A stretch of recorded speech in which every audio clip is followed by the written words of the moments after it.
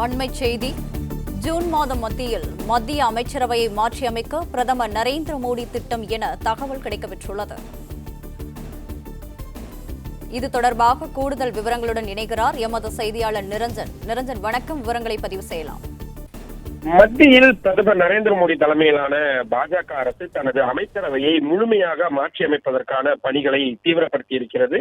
June 15ஆம் தேதி வாக்கில் இந்த அமைச்சரவை மாற்றம் அரங்கேற இருப்பதாகவும் தகவல்கள் சொல்லப்படுகின்றது.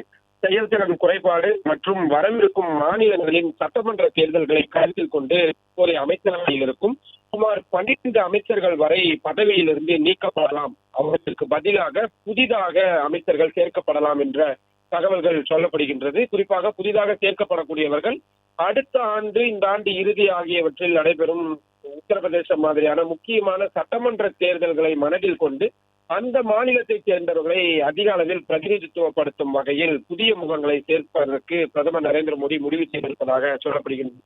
அது மட்டும் இல்லாமல் பெரும்பாலும் இளைய எம்பிக்கள், இளம் வயது எம்பிக்கள் நிறைய பேர் இருக்கிறார்கள். அவர்களை மத்திய அமைச்சரவைக்குள் கொண்டு வந்து கொஞ்சம் வயது முதிர்ந்திருக்கக்கூடிய அமைச்சர்களை வீட்டிற்கு அனுப்புவதற்கான அந்த திட்டங்கள் என்பதும் முன்வைக்கப்பட்டிருக்கிறது. முழுக்க முழுக்க சமூகங்களை பிரதிநிதித்துவப்படுத்தும் தலைவர்களுக்கு முன்னுரிமை அளிக்கும் வகையில் இந்த விஷயங்கள் எல்லாம் மேற்கொள்ளப்பட இருக்கின்றது. குறிப்பாக வட மாநிலங்களில். ஏனென்றால் உத்தரப்பிரதேச மாநில சட்டமன்ற தேர்தல் என்பது மத்திய பாஜக அரசுக்கு ரொம்பவும் மிகவும் முக்கியம். எனவே அதை கருத்தில் கொண்டு ஓபிசி தலைவர்கள் அதிக அளவில் இடம்பெறும் வகையில் இந்த மத்திய அமைச்சரவை மாற்றம் இருக்கும் என்று சொல்லப்படுகின்றது. ஏனென்றால் உத்தரப்பிரதேச மாநிலத்தில் ஓபிசி வாக்காளர்களை குறிவைத்துதான் அகிலேஷ் யாதவ் மிக கச்சிதமான காய் நகர்த்தல்களை செய்து வருகிறார். அதை முறியடிப்பதற்கான ஒரு வியூகமாகத்தான் பாஜக அரசு இதை முன்வைத்திருக்கிறார்கள். பிளே ஸ்டோர் மற்றும் ஆப் ஸ்டோரில் இருந்து பாலிமர் செயலியை QR கோடு மூலம் பதிவிறக்கம் செய்யுங்கள்.